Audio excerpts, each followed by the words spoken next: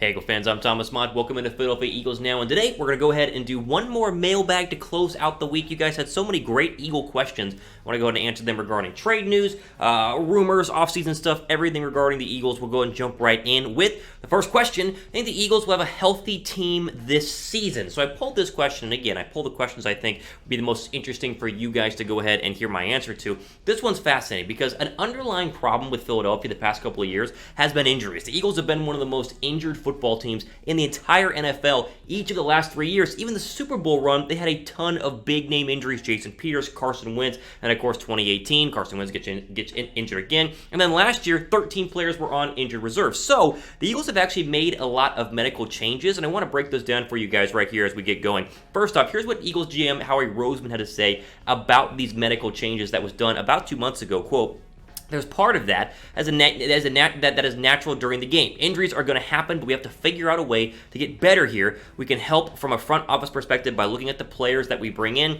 Hope is not a strategy when it comes to injuries." So not only internally in terms of making sure the medical staff is good to go, but also bringing in players with less of an injury history. And you saw that a lot in the NFL draft. They did not go for guys who could be later round steals due to injury. They kind of stayed away from injured players. They also, about two months ago, let the contracts expire of two big-time, in terms of the medical field on the team, two big-time medical personnel. They let go of the director of high performance and the director of rehabilitation and brought in two new people to fill that position. So the hope is, if that was part of the problem, that the Eagles rehabilitation guys and the director of high performance can get the Eagle players hopefully healthier going into the 2020 season, despite the fact that it's NFL, it's the NFL game, it's a brutal game, and injuries are just a part of it, as Howie Roseman said.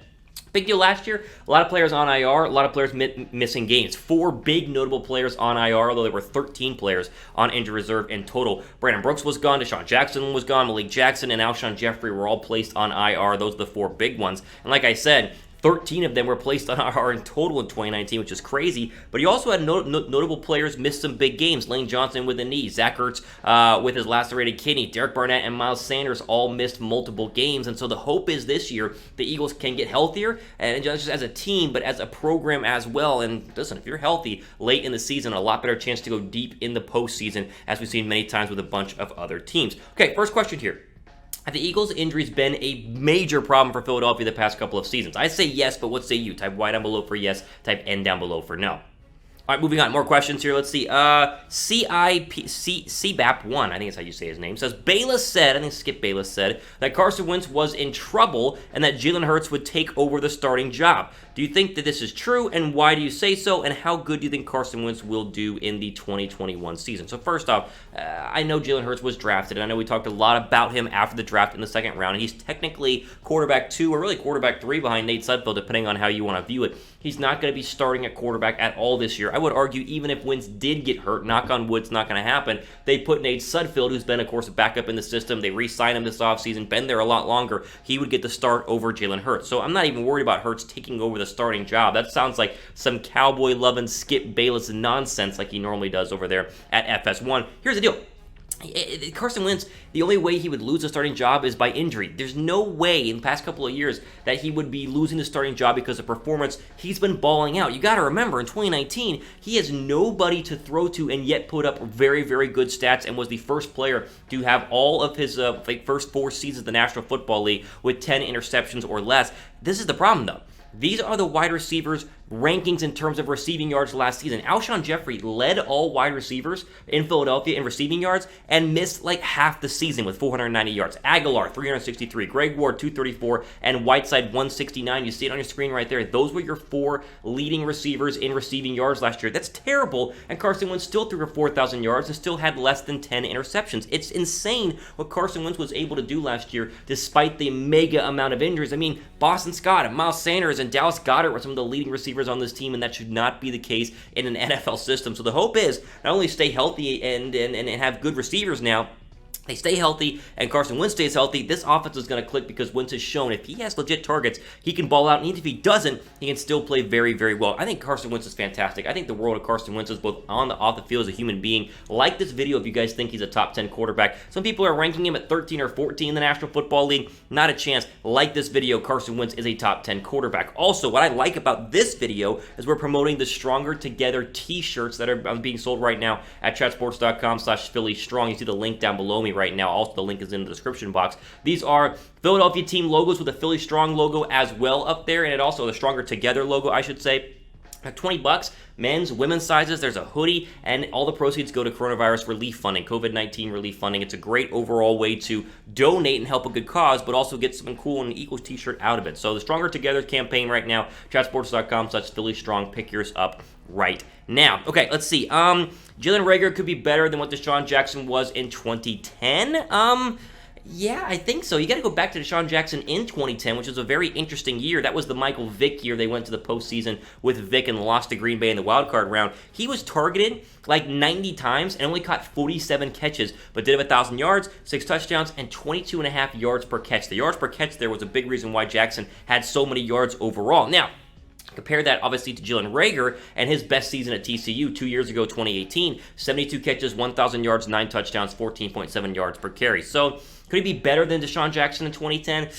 I mean, he could probably catch more passes and more touchdowns. The yards are going to be very hard to go ahead and duplicate, but I think we're looking at a guy who's going to be a good wide receiver in the National Football League. I was hesitant at first, but after I've done my research on Reagor, I like what he brings. So, yeah, I think he can do better than Deshaun Jackson was at the peak of his career. I mean, again, Deshaun Jackson's peak was pretty small because Chip Kelly got him out of the way very, very quickly, much to the dismay of many Eagle fans overall. Okay, follow me on Twitter. A lot of people are wondering what my Twitter handle is. It's below me. It's always below me, at RealThomasMod. Give me a follow on Twitter as we're trying to get more of my Eagle following to follow me. If you want to ask questions, that's the place to do it. DM me on Twitter, at RealThomasMod. I will most likely respond if it is a good question. Okay.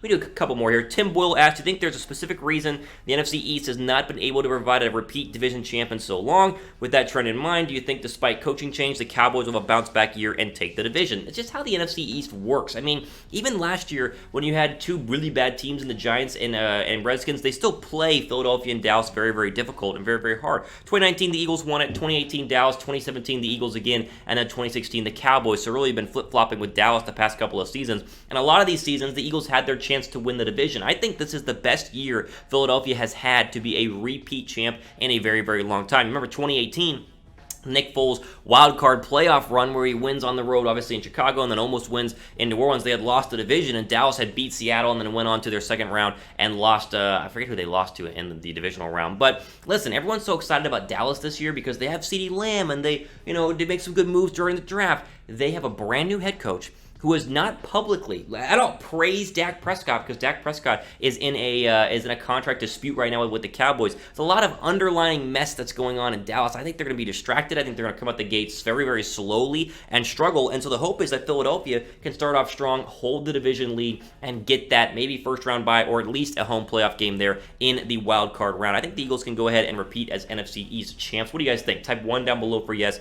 Type 2 down below for no. If you guys are haters and you don't think the Eagles can repeat as division champs, although if you're a Cowboy fan, maybe a Cowboy fan's watching this. If you are, you guys are losing this year. How about that? You guys are going to lose. Okay, Brendan asks, will Marquise Goodwin have an actual effect or just be another receiver? I guess the hope is he'll have an actual effect. I mean, they did trade for him, and they hope he can be kind of, I guess, Deshaun Jackson light or Deshaun Jackson 0.5. I mean, they're just hoping for speed and it's down the field burst. The problem is, in 2019, he was injured, and when he was on the football field, Jimmy Garoppolo didn't throw his way. 12 catches, 186 yards, and a touchdown. Overall, I think the hope is for Marquise Goodwin, but this was probably the one off-season move where it was like a lot more risk than reward, but you're hoping that the risk is going to be worth the reward, and you get kind of, 2016, 2017 Marquise Goodwin instead of the Marquise Goodwin we saw last season in San Francisco. Subscribe to Philadelphia Eagles now. We're so close to 11,000 subs. First time watching the video, I encourage you to look at the other videos on the channel. If you like them, click the red subscribe button. We would greatly appreciate that here at Philadelphia Eagles Now. Two more here. Jackson asks, how many interceptions do you think Slay will have? How many sacks will Fletcher Cox have? Probably 2 or 3. I mean, most cornerbacks don't get more than 3 interceptions at all during the course of a season. It's hard to get multiple ones because a guy like Darius Slay, especially, does not get thrown at a lot. He had two last year, and obviously he's going to be a shutdown corner for Philadelphia. I just don't think they'll throw his way a lot, and so I think 2 is safe right there for Darius Slay. Fletcher Cox. That defensive line's scary. Like, if you double Fletcher, then obviously Barnett and Graham and Malik and Vernon and Javon Hargrave are going to have one-on-one opportunities. So, kind of got to pick your poison on who you double on the Eagle defensive line. If you double other people, Cox is going to get his. It could be an 8 or 9 sack season, although Fletcher Cox, regardless of stats, always balls out and is always a massive factor. So, I don't know, 8 or 9, but I don't think it really matters what he gets overall because he will have a big impact. The question here, though, is really good.